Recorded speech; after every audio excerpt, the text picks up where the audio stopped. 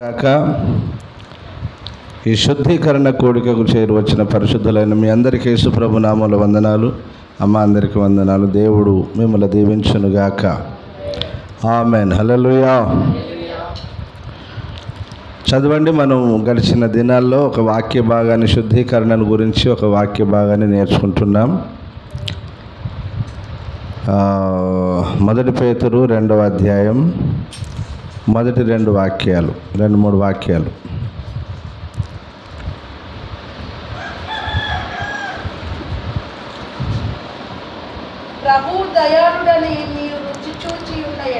ప్రభువు దయాళుడని మీరు రుచి చూచి ఉన్న ఎడల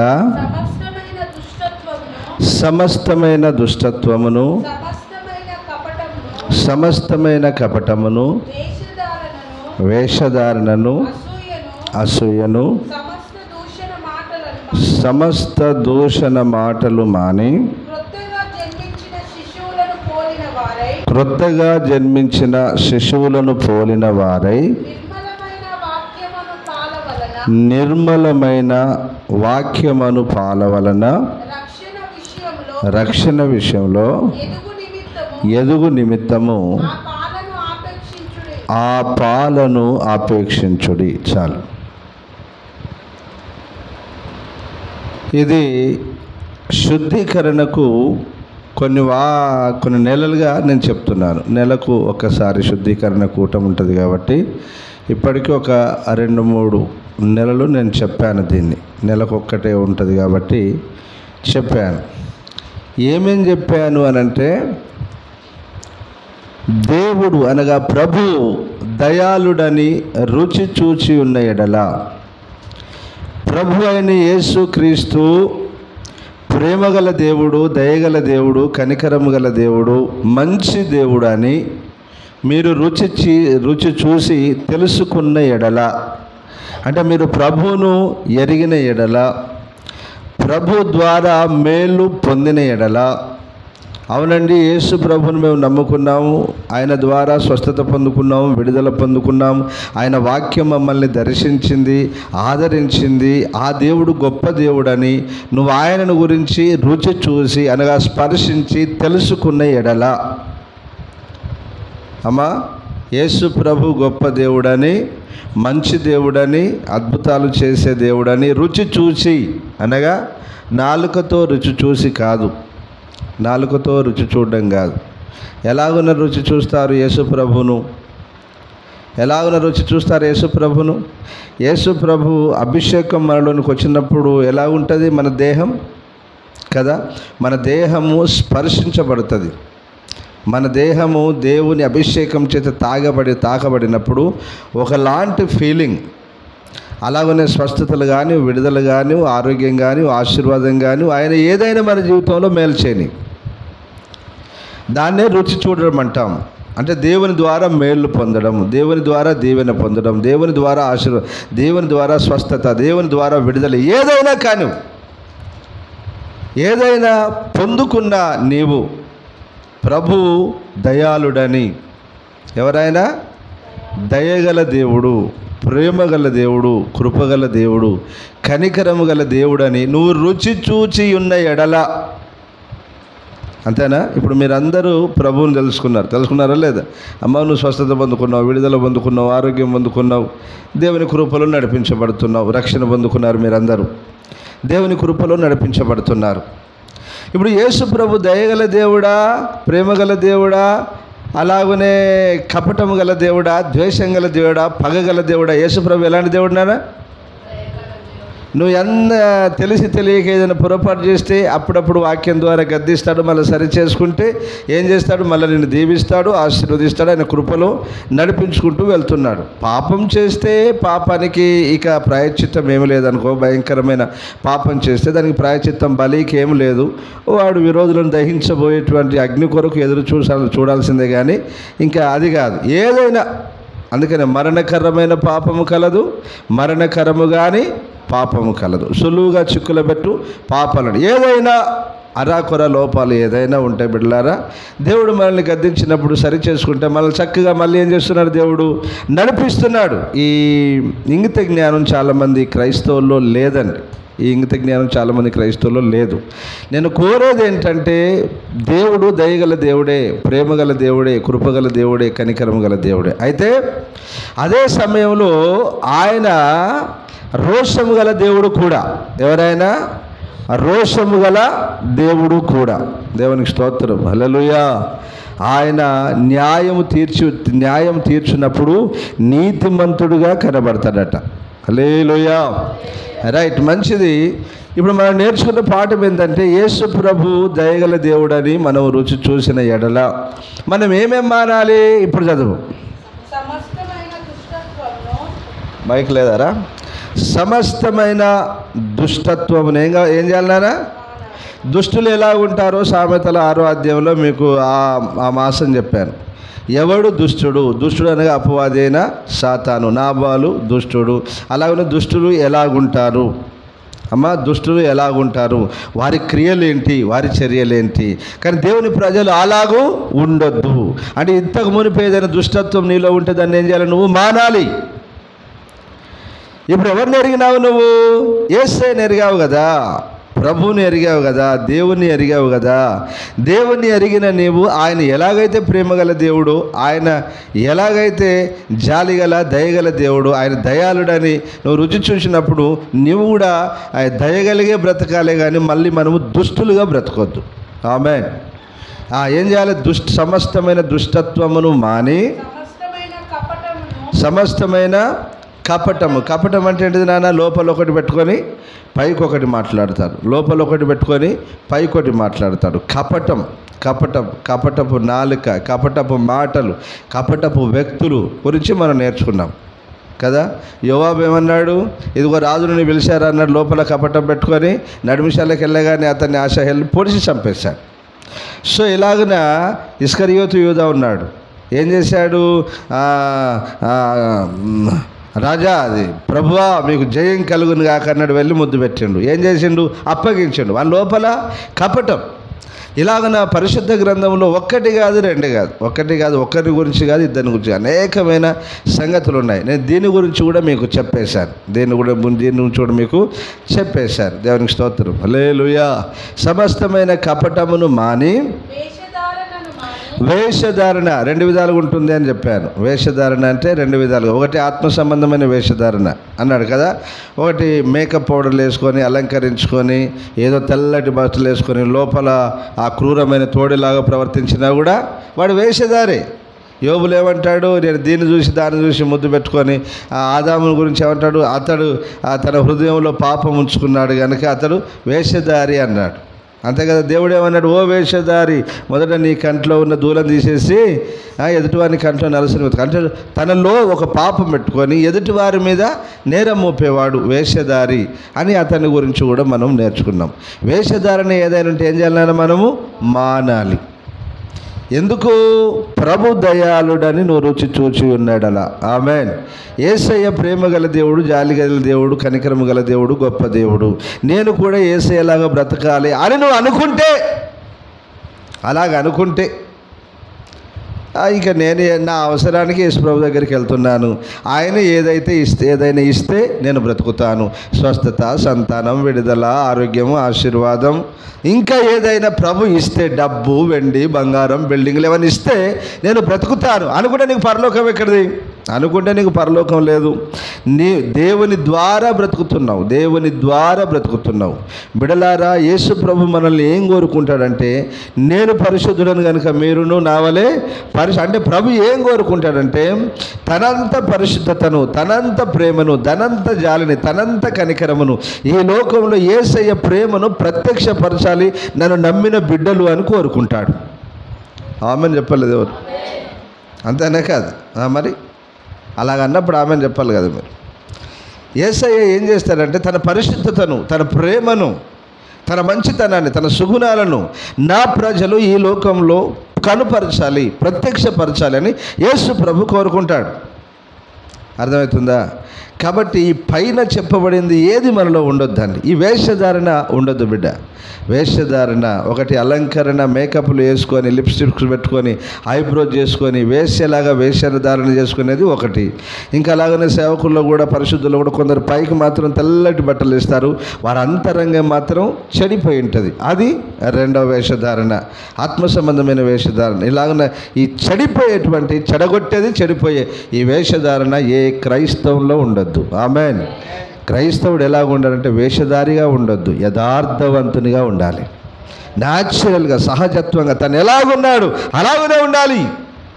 ఎలాగున్నాడు అలాగనే ఉండాలి. దేవునికి స్తోత్రం. హల్లెలూయా. ఇప్పుడు వేషధారణ ఏం చేయమన్నాడు నాన్న?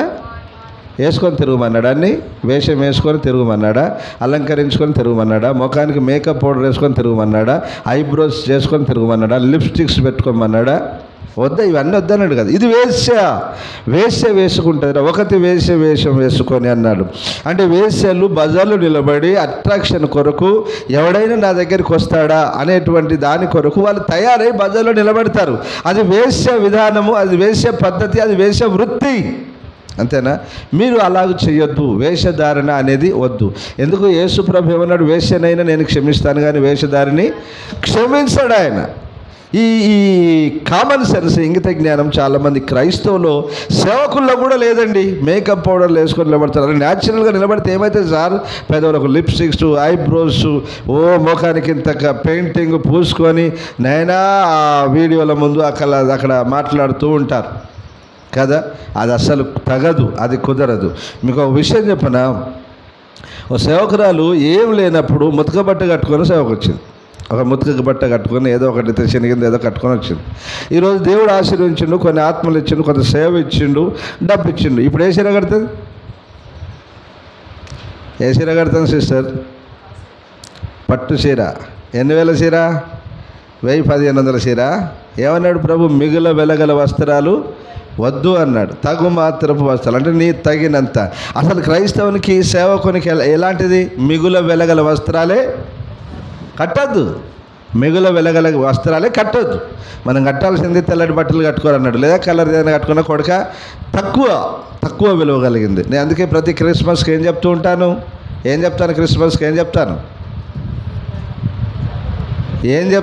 నువ్వు ఒక 2,000 పెట్టి చీర కొనుక్కోవాలనుకున్నావు. ఏం చెప్తాను నేను? అది ఎవరెవరికి? పేదలకు, విధవరాండ్రకి, అనాథలకి. ఏం చేయాలి? నువ్వు ఈ 2,000లో ఒక 500 చీర నువ్వు కొనుక్కొని మిగతా 1,500 రూపాయల చీరలు ఏం చేయాలి? ఒకటి 250, 200 ఇట్లుంటాయి కదా, కొనుక్కొచ్చి ఏం చేయమన్నాను? పంచాలి. అది నిజమైన క్రైస్తవ్యం. నీకు నువ్వే 5,000, 10,000, 15,000 ఇదా, 20,000 ఇదా, 25,000 ఎందుకే తల్లి? నువ్వు బయటప్పుడు వస్తుందా నీతో? అది రాదు. అదేది కాదు. మేము రాజుల యాజక సమూహం అవి కట్టమన్నాడా? మరి ఇదే వాక్యం. ఈ వాక్యం ఏంటి పెడతావు? నాటకాలు చేస్తున్నారు చాలామంది. దేవుడే వారిని చూసుకోను గాక. ఆమేన్. వేషధారణ మాని,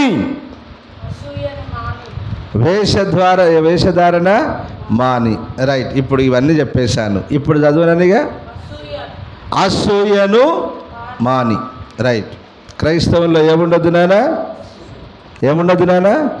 అసూయ. క్రైస్తవంలో అసూయ ఉండద్దు. అది మంచిది కాదు. అసూయ మంచిది కాదు.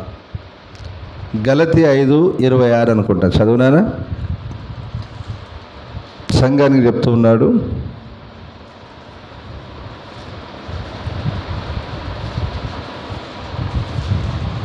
రైట్. గలతీ 5:26.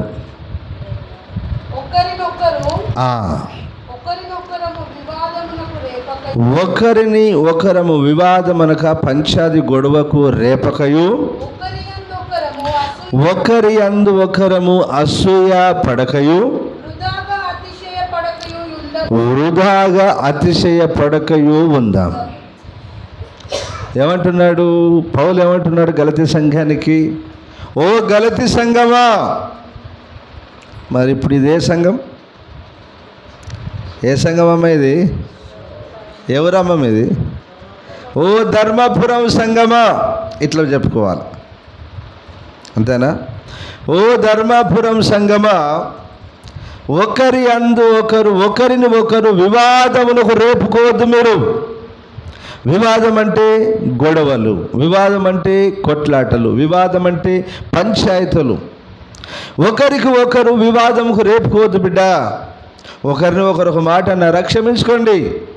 ఒకరిని ఒకరు క్షమించుకోండి. ఒకరి అందరూ ఒకరు ప్రేమ చూపుకోండి. మిక్కటమైన ప్రేమ కలిగి బ్రతకండి, కానీ వివాదాలు పెట్టుకోవద్దు అని అంటాడు. ఇంకేమంటాడు? ఒకరి అందు ఒకరు అసూయ పడకయు. ఒకరి అందు ఒకరు అసూయ పడకయు. వృధాగా అతిశయపడద్దురా, నేను దేవుని బిడ్డను, నేను పరిశుద్ధురాలని, ఓ నాకు ఇవి ఉన్నాయి, నాకు అవి ఉన్నాయి, నాకు ఇది, నాకు అది, నాకు బారెడు అని చెప్పొద్దు. లోపలే ఉన్నది, నీ లోపల ఏమున్నది? లోపల అసూయ. అసూయ పెట్టుకొని నాకు బారెడు, నాకు ఇంత, నాకు అంత, నేను ఇంత, నేను అంత అని చెప్పి నీకు నువ్వు గొప్పలు చెప్పుకోవద్దు. అతిశయపడదు. వృధాగా అతిశయపడుతున్నావు. అతిశయం మనకు తగదు. మనం ఏ విషయంలో అతిశయపడమన్నాడు? యేసు ప్రభు విషయంలో, క్రీస్తునందే మీ అతిశయం అన్నాడు. నీకు అతిశయం ఏదైనా ఉంటే అది క్రీస్తును బట్టియే నీకు అతిశయం కలగాలి. నిన్ను బట్టి, నీకు కలిగి ఉన్న దాన్ని బట్టి, దేన్ని బట్టి నీకు అతిశయం అనేది కలగొద్దు. ఆమేన్, హల్లెలూయా. లోపల ఏముంది నాన్న? అసూయ. అసూయ అంటే అర్థమైంది? అసూయ అంటే అర్థమైంది ఇతరులను చూసి ఓర్వలేని తను. అదే అసూయ అంటారు.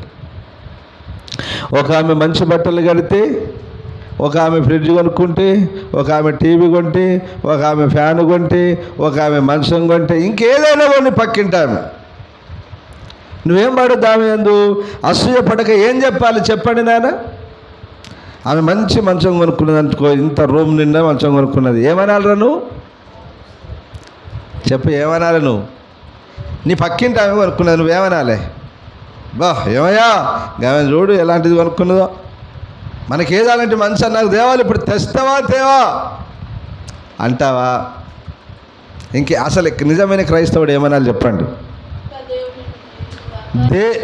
అక్క, దేవుడు నీకు ఇచ్చినందుకు దేవునికే స్తోత్రం. దేవుడు నిన్ను దీవించునుగాక, దేవునికి స్తోత్రం కలుగునుగాక, నిన్ను ప్రేమించి నీకు ఇచ్చాడక్క, దేవునికి స్తోత్రం కలుగునుగాక అని చెప్పాలి. సో బిడ్డలారా, పాఠం ఏంటంటే అసూయ అనేది అంతరంగంలో ఎప్పుడు మంచిది కాదు. అది ఉండొద్దు మనకు, చాలా డేంజర్. ఒకరి అందు ఒకరు కూడా అసూయపడద్దు. సంఘంలో ఇప్పుడు మీరు అందరు ఉన్నారు కదా, సంఘంలో మీరు అందరు ఉన్నారు. మీలో ఎవరైనా కొంచెం ఫర్ ఎగ్జాంపుల్ పాస్టర్ గారికి జర దగ్గర అనుకో, ఏంది మా దగ్గర పోతానే, పాస్టర్ గారితో బాగా మాట్లాడదు, మేము సీనియర్ బంజయ్ అని అంటావా? లేదా పర్లేదు అక్క, మంచిది పాస్టర్ గారు పని చెప్పిండా, చేయండి అక్క, మంచిది దీవెనే కదా అని అంటావా? ఏమనాలి? మా వాళ్ళు ఏమంటారంటే, చెప్పొద్దు కానీ సీనియర్లు ఉంటారు కదా, జూనియర్లని ఇట్లా తొక్కి పడతారు. అయితే కొత్త వాళ్ళు ఎవరైనా పాపం జర ఉద్యమం రగిలి, అయ్యగారు అమ్మగారు వందనలు అయ్యగారు చెప్పాడనో కొంచెం ఉద్యమంతో వస్తూ ఉంటారు కదా, పరిచర్య కానీ పని కానీ వచ్చినప్పుడు సీనియర్లు, అమ్మో నీకంటే నేను చాలా సంవత్సరాల నుంచి ముందు వచ్చినా, జర తగ్గు, కొత్తలో ఇట్లుంటుంది కానీ జర తగ్గు అని వాళ్ళని తొక్కేసిన వారు ఉన్నారు. చాలా సంఘాల్లో ఇలాంటి పరిస్థితులు ఉన్నాయి, చాలా సంఘాలు. దేవునికి స్తోత్రం, హల్లెలూయా. సంఘములో ఒకరి అందు ఒకరు అసూయపడొద్దు. అలాగనే నీ ఇరుగు పొరుగు వారిని చూసి నువ్వు అసూయపడొద్దు. హల్లెలూయా. అసూయ బుద్ధి అనేది మంచిది కాదు. నువ్వేం చెప్పాలి? ఒకటి, వారు ఏది కొనుక్కున్నా, వారు ఎలాగున్నా, వారు కారే కొన్నా, బిల్డింగే కొన్నా, ఇల్లే కొన్నా, ఏది కొన్నా, ఇల్లు కట్టుకున్నా, ఏది కట్టుకున్నా, దేవుడు నిన్ను దీవించునుగాక బిడ్డ, అక్క దేవుడు నిన్ను దీవించునుగాక, దేవునికి స్తోత్రం కలుగునుగాక, దేవుడు నీకు ఇల్లు ఇచ్చినందుకు స్తోత్రం, బండి ఇచ్చినందుకు స్తోత్రం, అన్నీ ఇచ్చినందుకు స్తోత్రం, టీవీ ఫ్రిడ్జ్లు అన్నీ ఇచ్చినందుకు స్తోత్రం అక్క అని స్తోత్రం చెప్పాలి. కానీ ఇంకా 10,000 ఇవ్వాలి, ఇవ్వకుండానే ఇల్లు కట్టినవి, ఇంకా ఇత్తలేవు, ఇల్లు కట్టుకుంటారా ఏంది అని అంటావా? అయ్యే ఇప్పుడు వాడు కట్టుకుంటాడంటే రైట్ స్తోత్రం చెప్పుకొని దేవా ఇంకా వాడే వెనుక ముందే ఇతరుతి అనుకొని స్తోత్రం చెప్పుకోలే. కానీ ఇదో ఉండొద్దు, అట్లా చేయొద్దు కదా. దేవునికి స్తోత్రం, హల్లెలూయా. అట్లా మనం చేయకూడదు, అలా మనం చేయకూడదు. సో బిడ్డలారా, పాఠం ఏంటంటే ఇతరుల మేలే కోరాలి. ప్రభు మనకేం చెప్తున్నాడంటే ఆయన దయాళుడు కదా బిడ్డ. ఆయన ఎవరు? ఆయన దయాళుడు కనుక మనము కూడా అంతే దయగలిగి బ్రతకాలి. చెప్పగట్టిగా ఆమేనండి. హల్లెలూయా.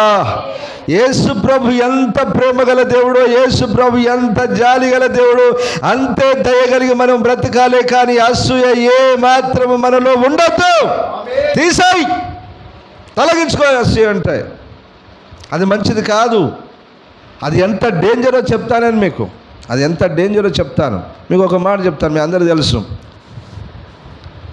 ఆదికాండం 4వ అధ్యాయం, మొదటి సంతానం అవ్వ ఆదములకు మొదటి సంతానమైనటువంటి కయీను హేబేలు ఉన్నాడు. దేవుడు వారిని ఇద్దరిని, కొడుకా ఒరేయ్ కయీను హేబేలు నాకు బలి అర్పించండి కొడుకా అని చెప్పి వాళ్ళిద్దరిని పిలిచాడు. ఇద్దరు బలి తీసుకొని వచ్చారు. కయీను తీసుకొని వచ్చాడు, హేబేలు తీసుకొని వచ్చాడు. అంతేనా? కయీను తీసుకొని వచ్చాడు, హేబేలు తీసుకొని వచ్చాడు. ఇద్దరు తీసుకొని వచ్చినప్పుడు దేవుడు వాళ్ళిద్దరి హృదయాలను చూశాడు. కయీను యొక్క బలిని దేవుడు అంగీకరించలేదు, హేబేలు యొక్క బలిని దేవుడు అంగీకరించాడు. అతడు హృదయపూర్వకంగా తీసుకొని వచ్చాడు నా కుమారుడు అని చెప్పి అతని బలిని అంగీకరించాడు. అగ్ని దిగి వచ్చింది, దహించింది. సో కయీను యొక్క బలిని, ఆ కానుకను దేవుడు అంగీకరించలేదు. ఇప్పుడు ఈ అతనికి కోపం ఎవరి మీద రావాలి? కయీనుకు. వాస్తవానికి ఎవరి మీద రావాలి? కయీనుకు ఎవరి మీద రావాలి? దేవుడు కదా తెమ్మన్నది, దేవుడు కదా బలి అర్పించమన్నది. దేవా నువ్వు నన్ను ఎందుకు అంగీకరించావని దేవుని అడగాలి. ఇప్పుడు ఇతనికి ఎవరి మీద కోపం వచ్చిందంటే తన తమ్ముని మీద కోపం వచ్చింది. దాన్ని అంటారు అసూయ. అర్థమైందా? హేబేలు మీద అసూయపడ్డాడు. హేబేలు మీద అసూయపడి, ఒరేయ్ నువ్వెందుకు క్రొవ్విన తీసుకొని వచ్చావురా? బక్క చిక్కింది ఏదో తీసుకొని వచ్చి నువ్వు బలి అర్పించవచ్చు కదరా, ఎందుకు నువ్వు ఇలాగ చేసావురా అని చెప్పి అసూయపడి పొలంలో మాట్లాడనని రాయబడింది. మాట్లాడడం కాదు, అది పోట్లాడడం. కొట్టి చంపేశాడండి, కొట్టి చంపేశాడు. సొంత అన్న తమ్ముని మీద అసూయపడి చంపేశాడు. ఇలాంటి సందర్భాలు ఈ లోకంలో లేవంటారా? అన్న తమ్ములకు బాయిల కాడ, పొలాల కాడ, వ్యవసాయాల కాడ గొడవలు లేరంటారా? చాలా ఉంటాయి ఈ లోకంలో. మనది పల్లెటూళ్ళు కాబట్టి బిడ్డలారా, ఆ వాతావరణానికి సంబంధించి నేను మాట్లాడుతున్నాను. మనకు అన్న తమ్ములకు ఎక్కడొస్తుంది అంటే పాళ్ళ కాడ వస్తుంది. యారళ్ళకి ఎక్కడొస్తుంది నాన్న? ఇళ్ళ కాడ, వాకిళ్ళ కాడ వస్తుంది. అదే పాళ్ళ కాడ వస్తుంది. ఈ అసూయ, ఒకరి మీద ఒకడు అసూయ పడుతున్నాడు. ఏమంటది, ఏమయ్యా మీ అన్న చూసినావా ఎన్ని బస్తాలు పండించిండో? అయితమా తీయమ్మా, వాడు కష్టపడ్డు పండించుకున్నాడు. అట్టట్లయితుంది, భూమి వాడికి ఎక్కువనట్లది, కొలిపియాల. మళ్ళా ఇదే గోల పల్లెటూళ్ళల్లో, ఇదే గోల అయిపోయింది. గెట్ల కాడ, పంట కాడ అవన్నీ చూడు. 2 బర్రెలు కొనుక్కో, 1 బర్రె కొన్నాడు. ఇప్పుడు ఎన్ని బర్రెలు అయినాయి వానికి? 10 బర్రెలు అయినాయి. అన్నీ ఆడియో పెడుతుంది. అది నువ్వు తెచ్చినావు, మనకి ఎందుకు పనికిరాని బర్రె. అసూయ, అసూయ. అన్న తమ్ములకు అసూయలు, అక్క చెల్లెళ్ళకి అసూయ, పాలువారికి ఈ పక్కలకు ఆ పక్కల మీద అసూయ. ఒకడు మంచిగా బ్రతికినా ఓర్వలేని తనం, ఒకడు మంచిగా బ్రతికినా ఓర్వలేని తనం, చెడ్డగా బ్రతికినా కూడా ఓర్వలేరు. చూసినావా భార్య భర్తలు ఎట్లా అదైనరు? చిప్ప చేతికి వచ్చింది బిడ్డలకు అని అంటారు. అసూయకు బదులు అతిశయపడతారు, తృణీకరిస్తారు. దేవునికి స్తోత్రం, హల్లెలూయా. అసూయ మంచిది కాదు. అసూయ దేనికి దారితీసింది నాయన? నరహత్యకు దారితీసింది. దేనికి దారితీసింది? నరహత్యకు దారితీసింది. దేవునికి స్తోత్రం, హల్లెలూయా, హల్లెలూయా. అసూయ పడువారు నన్ను అడిగితే ఎవరి సంతానము చెప్పండి? ఒకటి సాతాను సంతానం. రెండవది ఇప్పుడు చెప్పే ఎవరి సంతానం?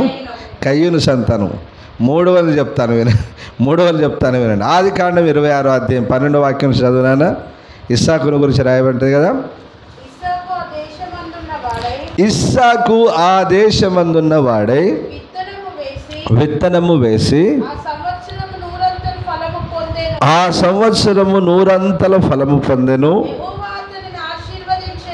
యెహోవా అతనిని ఆశీర్వదించెను గనుక ఆ మనుష్యుడు గొప్పవాడాయను. అతడు మిక్కిలి గొప్పవాడగు వరకు వచ్చను. గొర్రెల ఆస్తి, గొడ్ల ఆస్తి, దాసులు కలిగినందున ఫిలిష్తీయులు అతని యందు అసూయపడిరి. ఆమెన్, హల్లెలూయా. ఇప్పుడు చెప్పండి బిడ్డ, అసూయపడివాడు ఎవరి సంతానం? ఫిలిష్తీయుని సంతానం. వాడు ఫిలిష్తీయుడు, సున్నతి లేని ఫిలిష్తీయుడు. ఎవడు వాడు? సున్నతి లేని ఫిలిష్తీయుడు. కాబట్టి మనలో ఏముండదు? ఒకరి యందు ఒకరికి అసూయ ఎన్నడూ ఉండొద్దు. ఆమెన్, హల్లెలూయా. ఇస్సాకు కరువు కాలంలో, కష్టకాలంలో విత్తనం వేశాడు, నూరంతల పంట కోశాడు. తిని పడుకుంటే పంట కోస్తారా అమ్మా? తిని పడుకుంటే పంట కోస్తారా? లేదు కదా నాన్న. కష్టపడితేనే పంట కోస్తారు. అతడు నూరంతల పంట కోసాడట. ఇప్పుడు ఫిలిష్తీయులు అది చూశారు. ఒరే వీడెవడరా, పరదేశిగా వచ్చినవాడు, ఈ కష్టకాలంలో వీడెందురా పంట వేసి నూరంతల పంట కోశాడు అని చెప్పి అతని అందు అసూయపడ్డారట. అసూయపడి కింది వాక్యంలో ఏం చేశారో తెలుసా? అబ్రహాము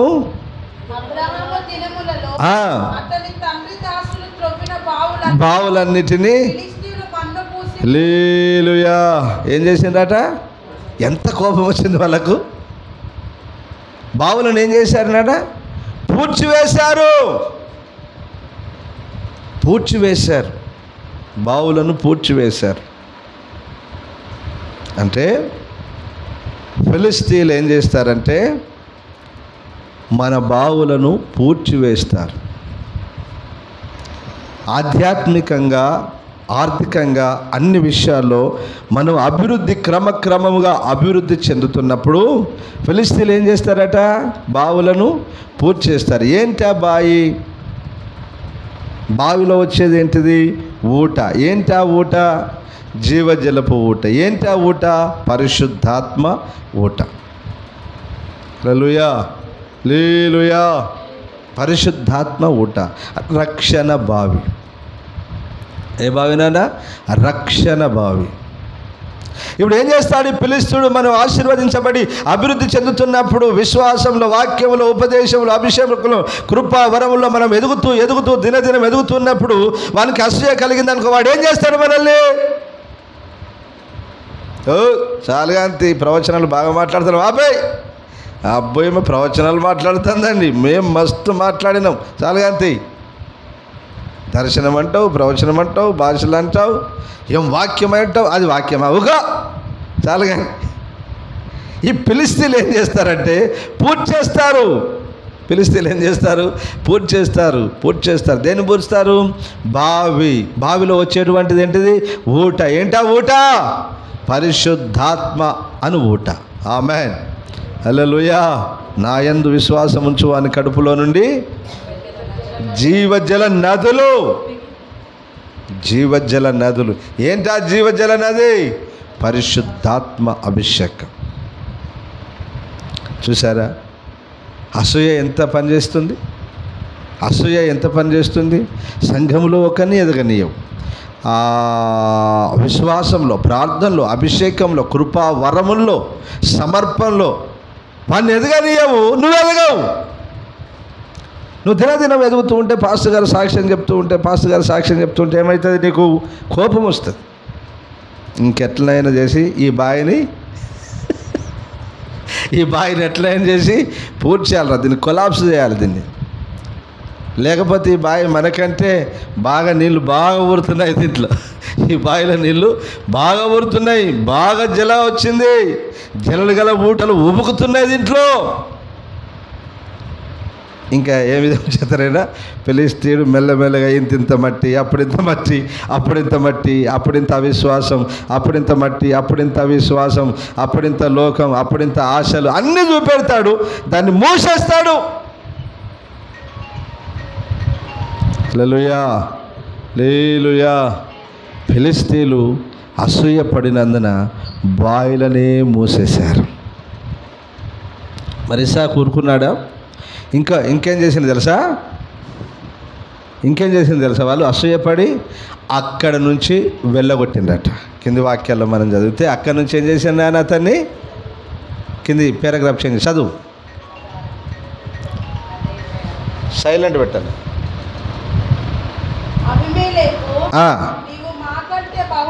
చూసావా అభివృద్ధి పొందిన వారిని ఎలాగంటున్నాడు చూడు. నువ్వు మాకంటే బలవంతుడవు,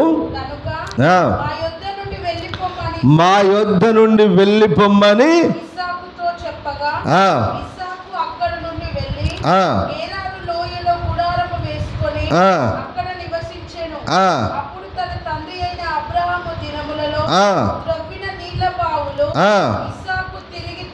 హల్లెలూయా.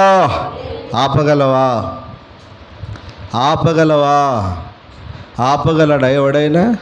ఎవడైనా పూడ్చగలడా? బావులను, రక్షణ బావులను పూడ్చగలడా? జలలు గల ఊట పరిశుద్ధాత్మాభిషేకమును, కృపావరములను ఆపగలడా? ఎవడైనా ఆపగలడా? ఎవడు ఆపలేడు ప్రపంచంలో, ఎవడు పూడ్చలేడు. మైకులు వేసుకొని తెగ చెప్తున్నారు కదా, ఒక్కొక్కడు. ఆ బాయిలను ఎవ్వడు పూడ్చలేడు, జలలు గల ఊటను ఎవ్వడు ఆపలేడు. ఆమేన్, హల్లెలూయా. కృపా వరములను ఎవడు ఆపలేడు. పరిశుద్ధాత్మ అభిషేకమును పొందుట, యావత్ ప్రపంచంలో ఆత్మదేవుడు సంచరించుట, పరిశుద్ధాత్మ దేవుడు ప్రతి ఒక్కొక్కరిని నింపుట, ఆయన ఆశ గల ప్రజలనందరినీ నింపుట, భాషలు ఆత్మ వరముల చేత నింపుట ఎవరు ఆపలేరు. ఇస్సాకులు లేస్తారు. వీర ఇస్సాకులని పాడిన మావాడు పాట. వీర ఇస్సాకు మామూలుడు కాదు రోయ్, వీరుడు. పూడ్చిన బావిలను తవ్విన వీరుడు ఆయన. ఇస్సాకు వీరుడు. హల్లెలూయా. అసూయ ఏం చేసింది? ఆయన బావిని పూడ్చింది. ప్రేమ ఏం చేసింది? బావిని తవ్వింది. దేవుని ప్రేమ ఏం చేసింది? బావిలను తవ్వింది, మళ్ళా నింపేసింది. మళ్ళా ఊటలు ఉబుకుతున్నాయి. బిడ్డలారా, అసూయ చేత నువ్వు బావులను పూడ్చొచ్చురా. అసూయ సాతాను స్వభావం. అసూయ చేత బావులను పూడ్చొచ్చు. కానీ దేవుడు వీర ఇస్సాకులను లేపుతాడు. ఆమెన్, హల్లెలూయా, హల్లెలూయా. ఆత్మ చేత నింపబడి ఆత్మాభిషేకము కలిగిన వీరులను లేపుతాడు. ఆత్మ వరముల చేత నింపబడిన వీరులను లేపుతాడు ఆయన. లేస్తారు, మళ్ళీ బాయిలు తవ్వుతూనే ఉంటారు. నింపబడుతూ, బిడా ఇదిగో దేవుని అభిషేకం నింపబడు, పురికొల్పుతారు. దేవునికి స్తోత్రం, హల్లెలూయా. అసూయ మంచిది కాదు. అసూయ బావులను పూడ్చింది. అసూయ ఏం చేసింది? వెళ్ళగొట్టింది. ఫస్ట్ అసూయ ఏం చేసింది? చంపింది. తన తమ్ముణ్ణి చంపింది. అలాగనే చాలామంది గురించి గలవు, కానీ సమయం కొద్దిగా చెప్పాలి కనుక నేను చెప్తున్నాను. ఇంకొకరి గురించి చదువన్నానా, యోసేపు గురించి. ఆదికాండం ఎంత నాన్న? 37 అనుకుంటా, 37:11.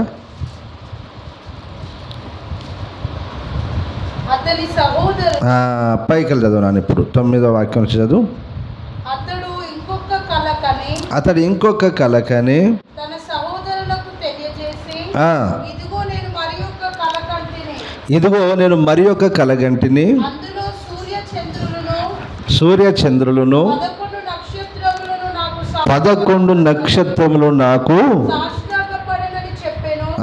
అతడు తన తండ్రితోనూ తన సహోదరులతోనూ అది తెలియజెప్పినప్పుడు అతని తండ్రి అతనితో, నీవు కనిన ఈ కల ఏమిటి? నేను నీ తల్లియు నీ సహోదరులు నిశ్చయముగా వచ్చి నీకు సాష్టాంగ పడుదుమా అని అతన్ని అతని సహోదరులు అతని యందు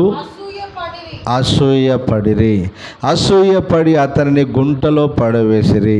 అసూయపడి అతనిని ఇష్మాయేలీలకు అమ్మివేసిరి.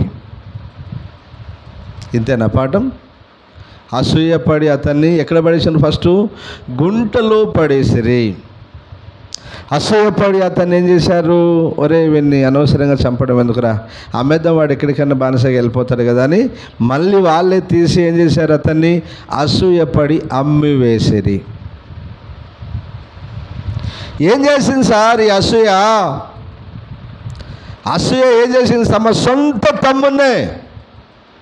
సొంత తమ్మునే గుంటలో పడేసింది. తమ సొంత తమ్మున్నే అమ్మేసింది అసూయ. అందుకే ప్రభు అంటాడు, రేయ్, ప్రభు దయాళుడని, దేవుడు దయాళుడని, ప్రేమగా. ఇప్పుడు సహోదరుల మధ్య ఏముండాలి? నిన్ను వారిని పొరుగు వారిని ప్రేమించాలి. నీ సహోదరుని ఏం చేయాలా?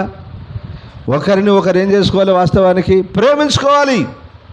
ప్రేమించాల్సిన నీవు ఏం చేస్తున్నావు? విన్ని ఒకడేమో కొట్టి చంపేశాడు, ఇంకొకడేమో అమ్ముతున్నాడు, ఇంకోటి ఏం చేస్తున్నాడు? అమ్ముతున్నాడు. 20 వెండి నాణేలకేమో అమ్ముతున్నాడు. సొంత తమ్ముణ్ణి బానిసగా అమ్ముతున్నాడు. వీడు మా దగ్గర ఉండనవద్దు. వీడు ఏం చేసిండు సార్? ఏం చేసిండు? అంత కోపం ఏంటి ఆయన మీద? అంత పగేంటి? అంత అసూయ ఎందుకు వచ్చిందంటే అతడు ఏం కనువాడు? అతడు దర్శనములు కనువాడు, కలలు కనువాడు. బిడ్లారా, బైబిల్లో ఉంది, నేను నా దాసుల మీద నా దాసురాల మీదను ఆత్మను కుమ్మరించదని కనుక మరి ఏం చేస్తారట? ప్రవచిస్తారు, మీ యవనులకు దర్శనములు కలుగును అని ఉన్నది. అది ఇప్పటి నుండి కాదు, ఆది నుండి ఉన్నది. అది కళలు. ప్రభు ఏమంటాడు? నా సేవకులతో నేను కళలలోను దర్శనలతోనూ మాట్లాడుదును, కానీ ప్రవక్తలతో కళల ద్వారా దర్శనాల ద్వారా మాట్లాడతాను, కానీ నా సేవకుడైన మోషేతో నేను ముఖాముఖిగా మాట్లాడానని ప్రభువే చెప్పాడు. అంటే ప్రభు ఆది నుంచి ఎలాగో మాట్లాడుతూ వచ్చాడు అంటే కళల ద్వారా దర్శనాల ద్వారా మాట్లాడుతూ వచ్చాడు. ఇప్పుడు యోసేపుకు కళలో మాట్లాడితే తప్పేంటి? ఇప్పుడు మనం ఏమనుకోవాలి? దర్శనం వచ్చిందంటే అది నిజంగా దేవుని దర్శనం ఆయన, అది నెరవేర్చబడుతుంది. లేకపోతే గాలికి వచ్చిన కళ గాలికి పొద్దు పోరా, ఏంద్రా నీతోటి ఊకే గోలా అని చెప్పి ఓ మాట అని, వీడు పిచ్చోడు చిన్నోడు కదా, వీనికి ఏందిలో అరే సరే తీరా నడురా అని చెప్పి ఏదో వానితో పని చేయించుకోవడమా ఏదో చేయించుకోవడమా చేసుకుంటే అయిపోయేది. కానీ ఇప్పుడు ఆయన ఎక్కడికి వచ్చాడు? వారి యోగక్షేమం తెలుసుకొనికే వచ్చాడు. ఏం పట్టుకొచ్చాడు? సంచడు పేరాలు ఎత్తుకొని వచ్చాడు అన్నలకని. వారికి ఆహారం పట్టుకొని వచ్చాడు, వారి యోగక్షేమాలు తెలుసుకొని వచ్చిన అన్నటువంటి తమ్ముని ఏం చేస్తున్నారు? అమ్మేశారు. అసూయ ఎంత పని చేసింది? అర్థమవుతుందా మీకు? అర్థమవుతుందా? అసూయ ఎంత పని చేసింది? కాబట్టి ఇప్పుడు మనకి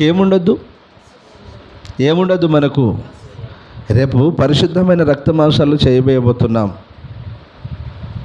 మనం పరిశుద్ధులుగా ప్రభు అయిన యేసుక్రీస్తు యొక్క ప్రేమను, ఆయన జాలి, ఆయన దయను, ఆయన కనికరమును, ఆయన పరిశుద్ధత, ఆయన నీతిని ఈ లోకంలో వెల్లడి చేసే వారంగా మనం ఉండాలి.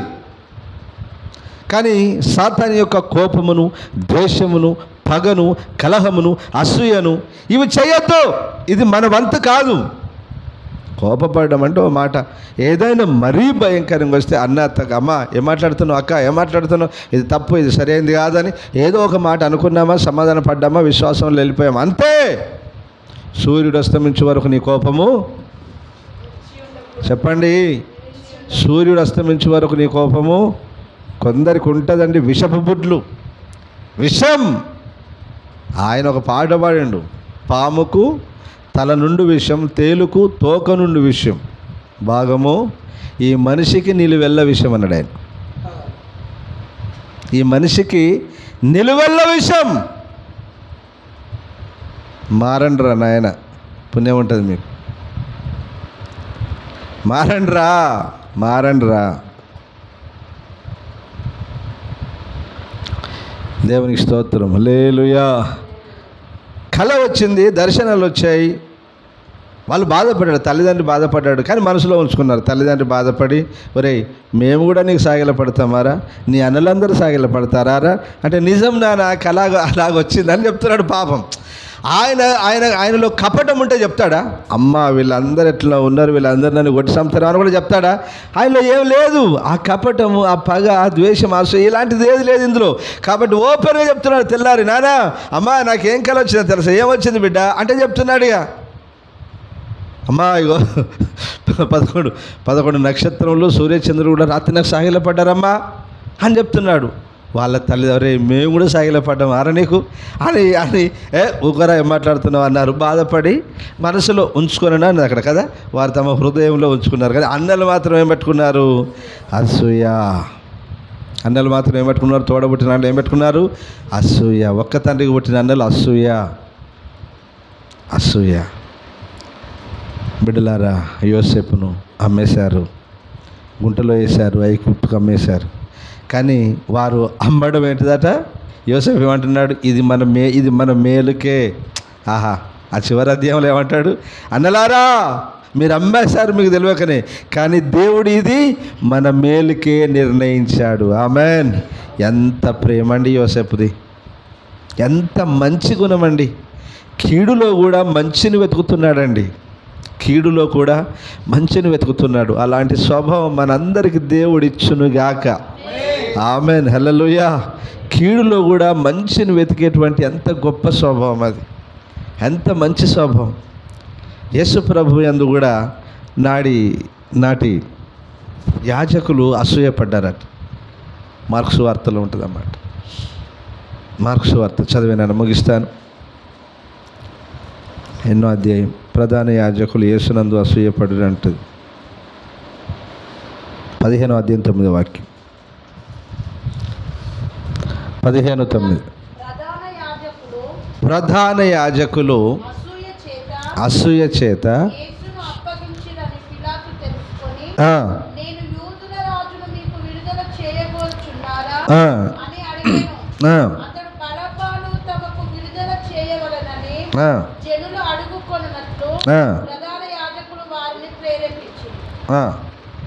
అందుకు పిలాతు, అలాగైతే యూదుల రాజని మీరు చెప్పువాని నేనేమి చేయుదునని మరలా వారిని అడిగాను. వారు వారిని సిలువ వేయమని మరలా కేకలు వేసి. ఆమేన్. హల్లెలూయా. ఇప్పుడు వీళ్ళందరికీ ఏమొచ్చింది? యేసు ప్రభునందు ఒకటి ప్రధాన యాజకులకు మాత్రమే కాదు బిడ్డలారా, ప్రజలందరికీ వచ్చింది. యూదుల రాజును చెప్పబడుతున్నటువంటి యేసు ప్రభు ఉన్నాడే, నజరేయుడైన యేసు ఉన్నాడే, మరి ఆయన ఏం చేయాలరా అని అడుగుతున్నాడు. ఆయన ఎందుకు అడిగాడు? విచారించినప్పుడు యేసయ్యలో ఏ దోషము, ఏ పాపం కనబడలేదట.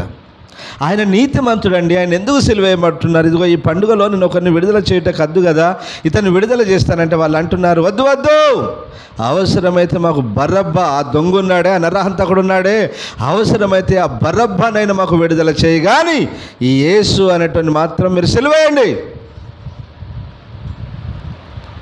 యేసు ప్రభు వాళ్ళని చూసి నిజంగా బాధపడ్డాడు, ఏడ్చాడు. ఇది ప్రభు చిత్తం అనుకొని దేవుని చిత్తానికి అప్పగించుకున్నాడు. ఆమెన్. హల్లెలూయా. హల్లెలూయా. ఆ అసూయ ఏం చేసిందంటే యేసయ్యనే సిలువేసేటట్టు చేసింది. యోసేపు చెప్పినట్లుగానే యేసు ప్రభు కూడా ఇది మీ మేలుకే అన్నాడు ఆయన. ఆమెన్. హల్లెలూయా.